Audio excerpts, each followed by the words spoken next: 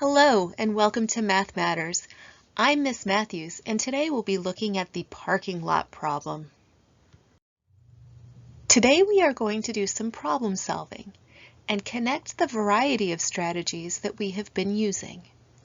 We are also going to practice communicating our thinking using pictures, numbers, and words. Here are some things you will need for today: some paper and something to write with. I'll give you 30 seconds to go gather those.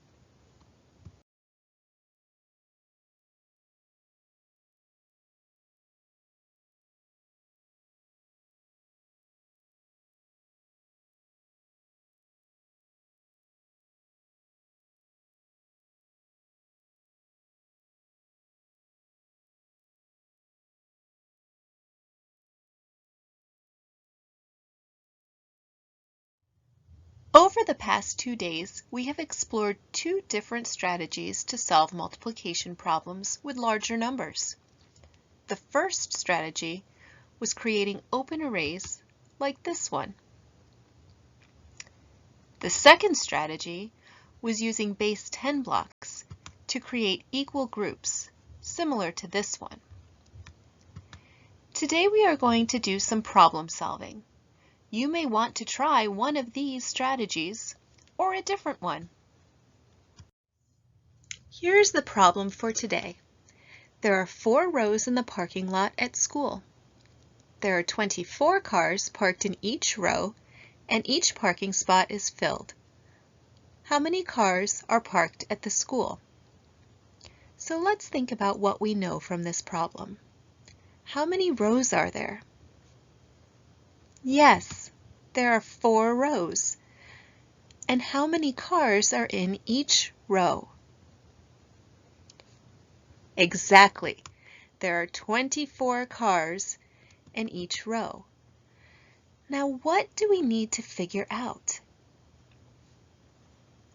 Yes, we need to find the total amount of cars in the parking lot. Let's estimate. Do you think there will be more or less than 50 cars in the parking lot? What about more or less than 100? How do you know?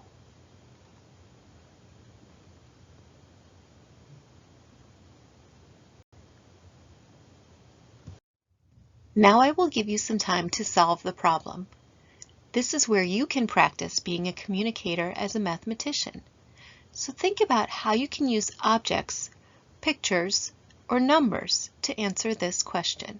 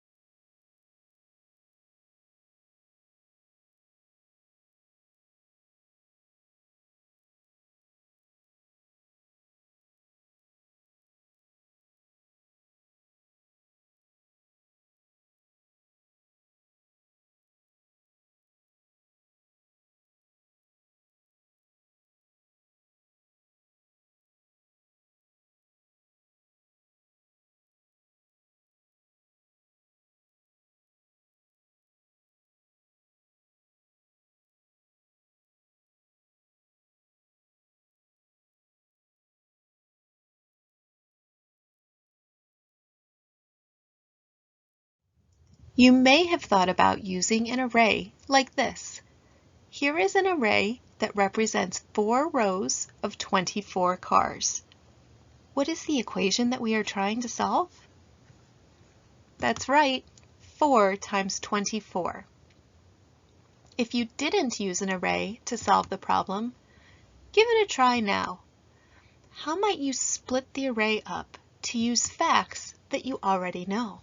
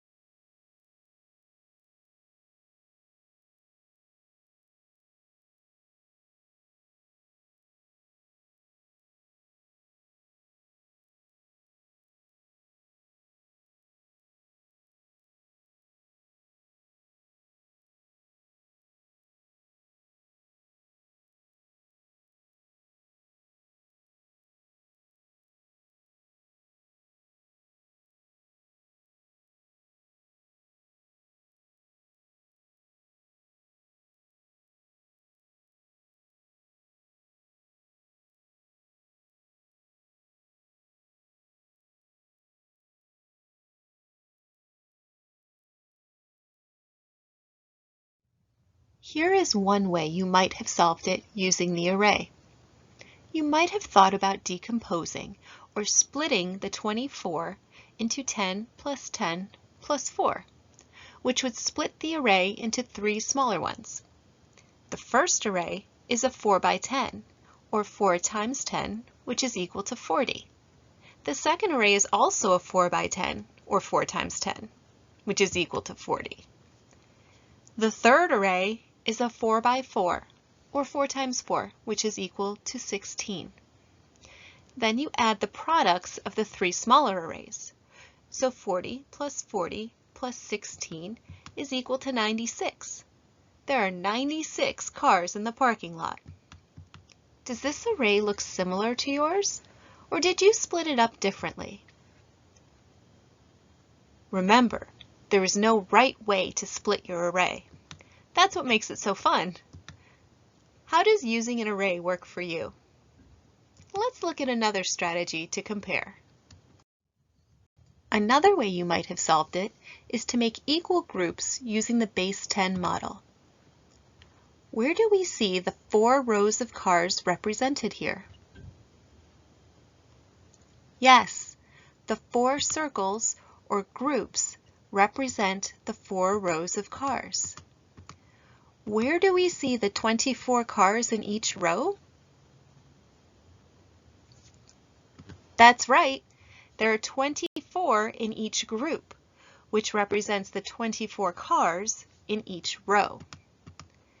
How would you use this representation to solve the problem?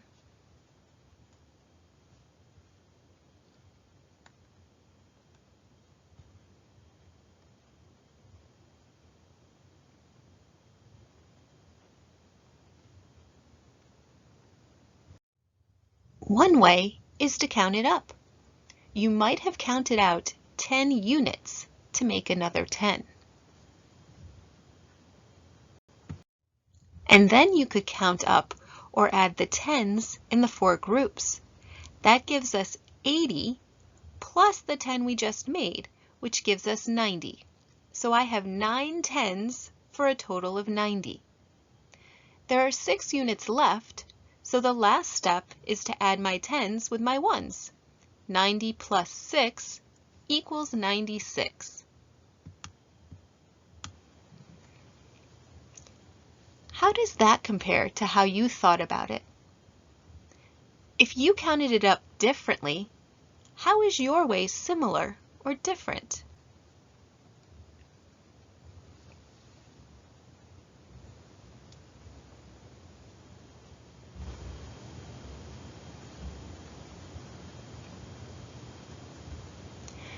Do you think this strategy is an efficient way for you to solve multiplication problems? Let's look at another strategy and see which you would prefer. You may have also seen this problem as repeated addition. We can represent this visual with the equation 24 plus 24 plus 24 plus 24. We can add the first two 24s together to get 48. We can then add the other two 24s together to get another 48. Finally, we can add the two 48s together to get 96. Then I know that the answer to my original equation is also 96. Here's another way to think about this problem. I know that 24 is only one away from 25, and 25 is a friendly number, so I could think about four groups of 25. 25 also makes me think about money, specifically quarters. So if I know that 1 quarter is 25 cents, and I know that 4 quarters is equal to $1, which is 100 cents, then I know that 4 groups of 25 is 100. But I need 4 groups of 24. I know I originally added 1 to each group of 24 to get to my friendly number of 25. So now I have to take those 4 extra 1s away to get back to 4 groups of 24 instead of 4 groups of 25. So I need to subtract 4 from 100. 100 minus 4 is equal to 96. Now I know that 4 times 24 is also equal to 96. This type of strategy may not be one that you use all of the time, but it can be very efficient. What are you thinking about this strategy?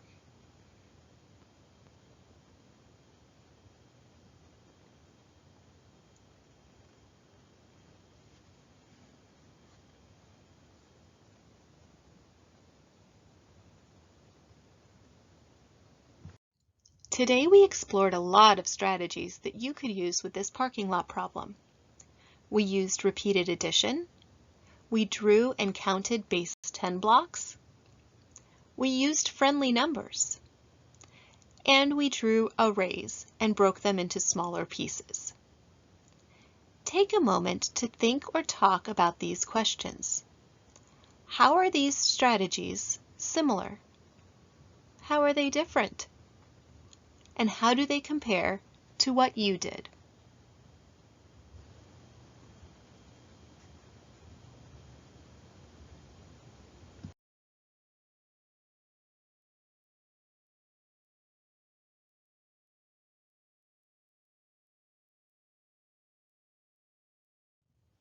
Let's reflect on what we explored today.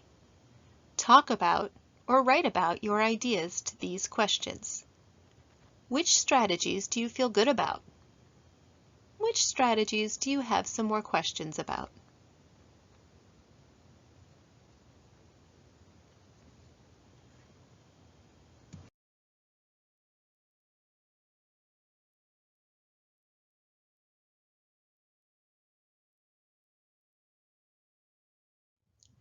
Some of the strategies that we looked at today might be crystal clear and make perfect sense to you. And some might be new and a little uncomfortable, and that's okay. As we continue to explore problem solving and multiplication, your toolbox of strategies will grow, and you will be able to choose whichever strategy is most efficient for you with the numbers and the context of the problem. I'm Miss Matthews, and I hope you have a mathematical day. Keep on counting!